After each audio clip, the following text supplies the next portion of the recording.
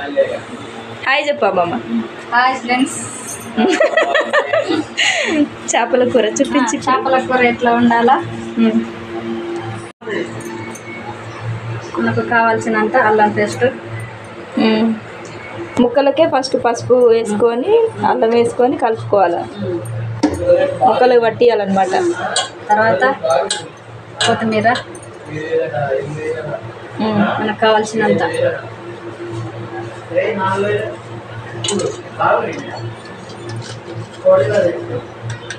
ఒక half spoon salt,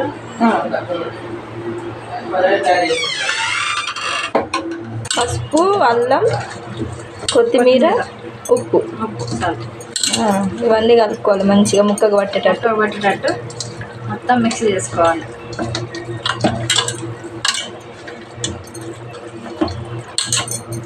ఎప్పుడు వండినా ఇదే ప్రాసెస్ అమ్మమ్మ? నీకు ఎవరు నేర్పించారు చేపల కూర? నేనే. నువ్వే నేర్చుకున్నావా? నాకు వంటలు ఒకళ్ళు అంటూ నేర్పింది లేదు, నువ్వే నేర్చుకున్నావు.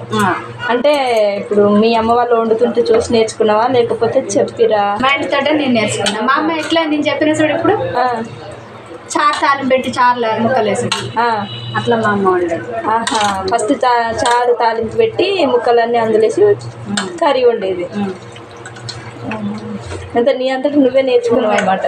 నా వంటలన్నీ నా అంత కూరగాయలు మా అమ్మ వండుతుంటే చూసేదాన్ని. మా అమ్మ వంట కూరగాయలు,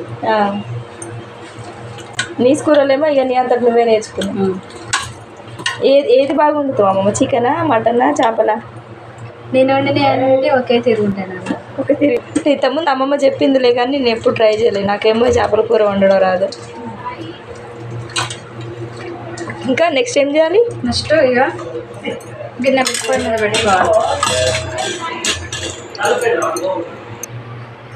ఇప్పుడు గిన్నె పెట్టుకోవాలి. గిన్నె పెట్టుకొని ఆయిల్ వేసుకోవాలి. సరిపోనంటే కొంచెం ఎక్కువైనా ఏం కదా, మనకు ఇక ముక్కలు బట్టి ఆయిల్ వేసుకోవాలి. నూనె కాలినాక ఉల్లిగడ్డ వేసుకోవాలి. అయితే చాలా మందిని చూసినా ఉల్లిగడ్డను కాల్చి ఏందో చూసినా అనమాట. వేస్తారు కానీ దాన్ని మనం ఎండాకాలం అయితే కూర తొందర ఖరాబ్ అవుతుంది. అప్పటికప్పుడు వంట చేసుకోవాలనుకుంటే వేసుకోవాలి. ముగ్గురు అక్క చెల్లెలు సేమ్ వండుతారా? మేము ముగ్గురం సేమ్ వండుతాం. ఇట్నే వండుతారు. మా చిన్న అక్క ఇట్లనే వండుతుంది, మా పెద్ద అక్క ఇట్లనే వండుతుంది. తింటాను. ఇప్పుడు ముక్కలు వేస్తున్నాం. ముక్కలు వేసి అట్లా అనాలా? అట్లా ఇప్పుడు గంటతో కలిపితే ఖరాబ్ అవుతుంది. ఖరాబ్ అయిపోతుంది. ముక్క ఇరిగిపోతుంది. ముక్క మొత్తం చెడిపోతుంది. మధ్యకి ఇరుగుతుంది. అవి కొద్దిగా నూనెలో మగ్గినాక కారం వేసుకోవాలి.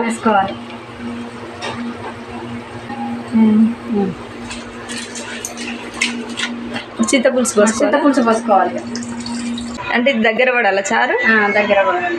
మసాలా కొత్తిమీర వేసి దింపినప్పుడు అప్పుడు కూర అయిపోయినట్టు. మెంతిపొడి, జీలకర్ర పొడి. మెంతిపొడి ఏమైనా ఎక్కువైతే చేదవుతుందా? మెంతిపొడి ఏమైనా ఎక్కువ పడ్డదనుకో కూర చేదవుతుందా? ఎక్కువ అవుతుంది. సరిపోని వేసుకోవాలి. ఏది ఫిష్ మసాలా ఇదే కదా?